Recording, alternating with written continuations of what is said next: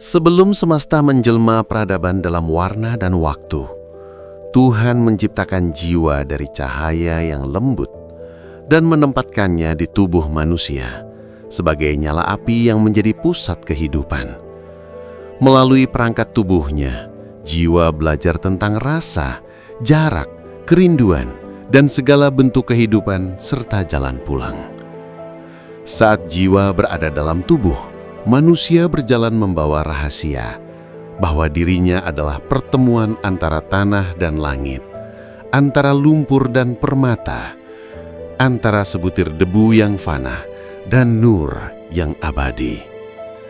Dari rahasia inilah lahir sebuah ilmu, bukan tentang tubuh yang bergerak, tetapi tentang jiwa yang bertanya, "Siapakah aku di antara keheningan ini?"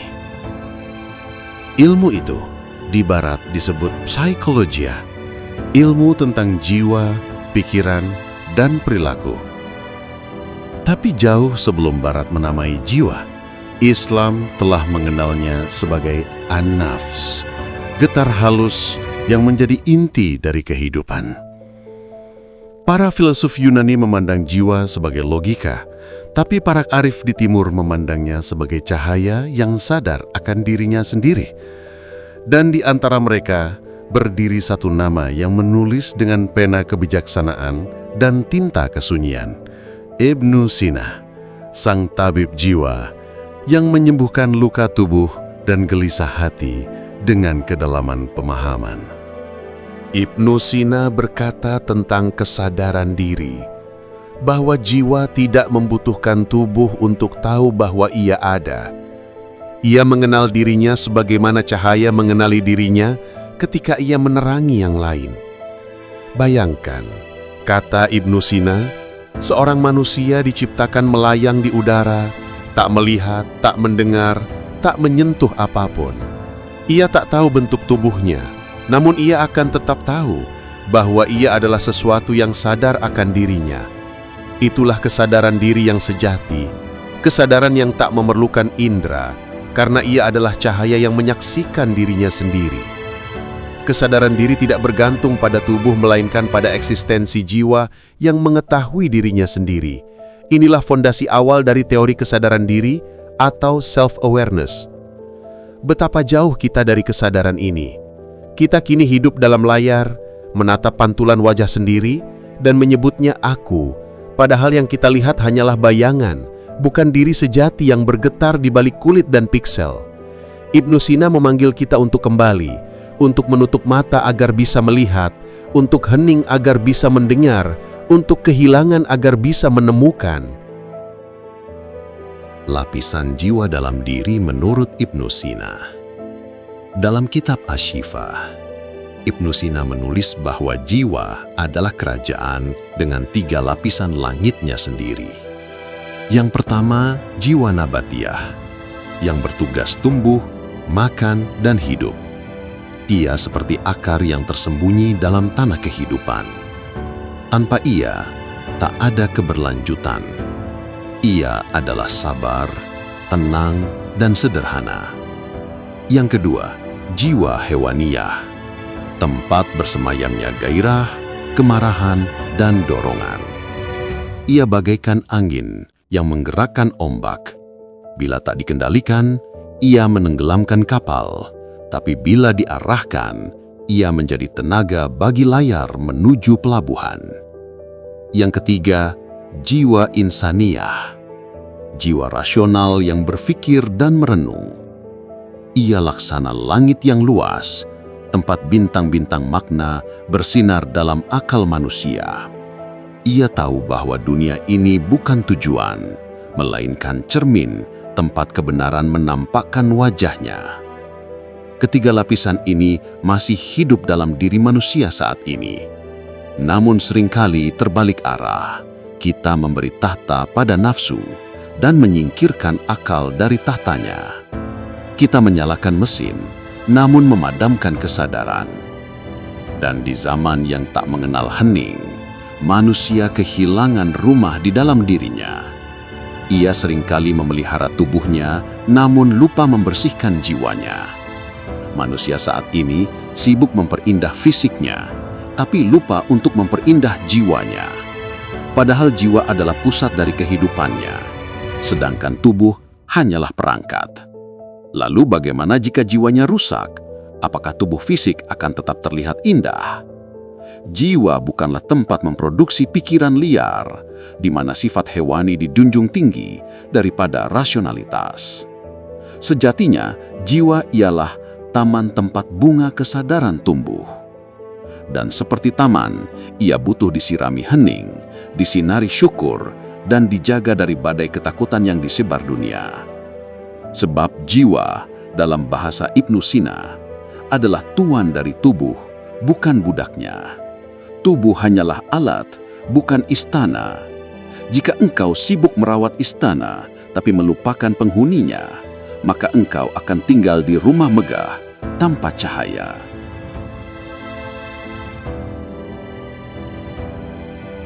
Ibnu Sina menggambarkan keajaiban jiwa melalui 5 daya batin, seperti 5 cermin yang menyantulkan realitas ke dalam kesadaran.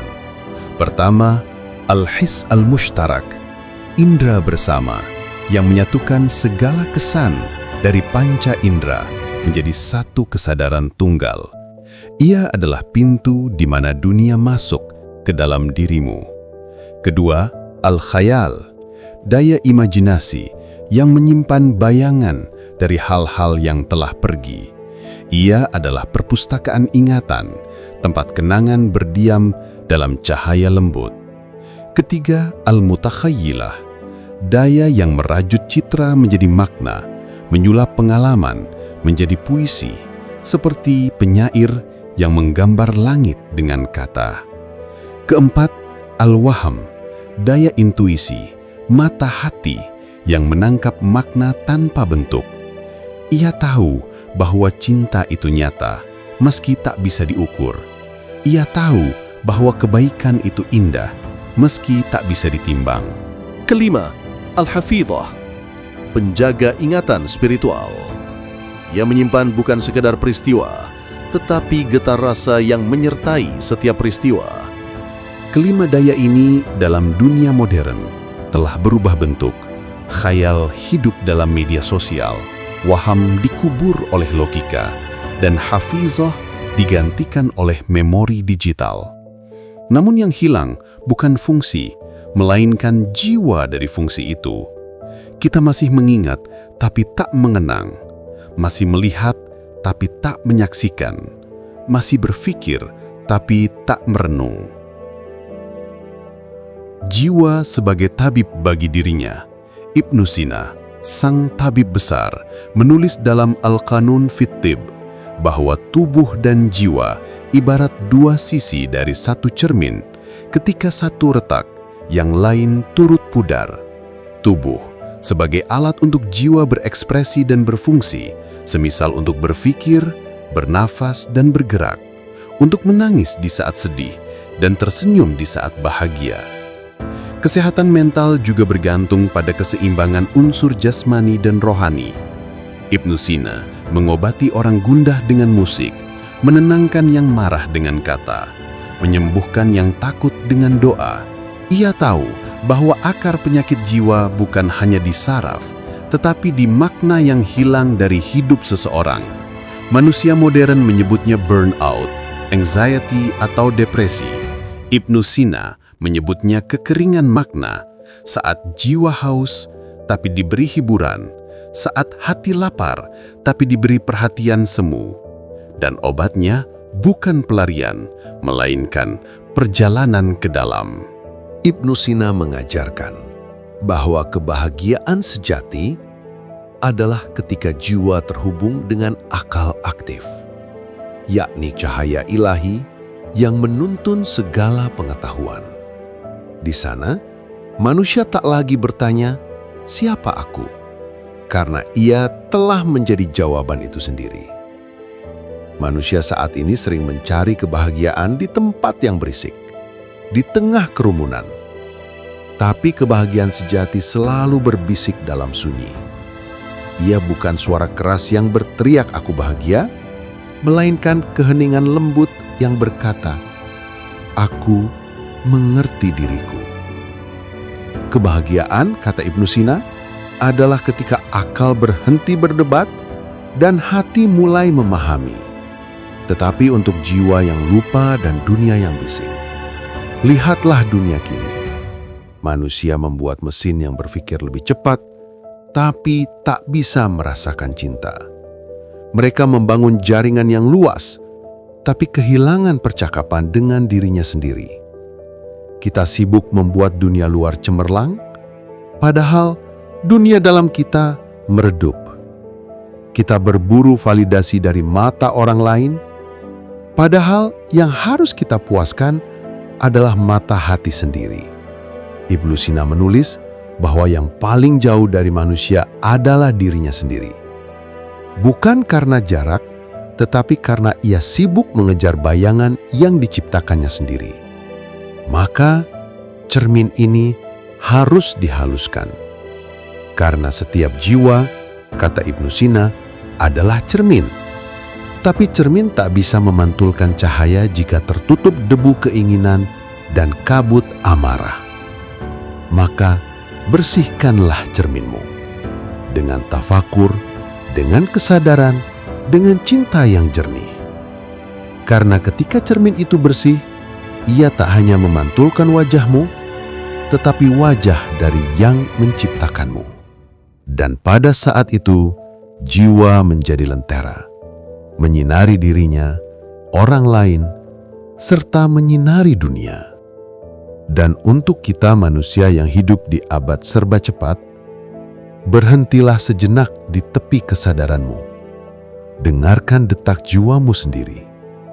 Ia bukan suara yang asing. Ia adalah dirimu yang sejati, yang sudah lama menunggu untuk diajak bicara. Ibnu Sina dari abad ke-10 masih berbisik kepada kita hari ini. Jiwa adalah cahaya. Ia tidak binasa bersama tubuh.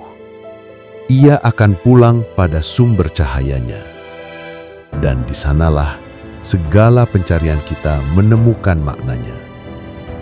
Bukan di algoritma, bukan di kemajuan, tetapi di kesadaran yang mengenal dirinya sendiri.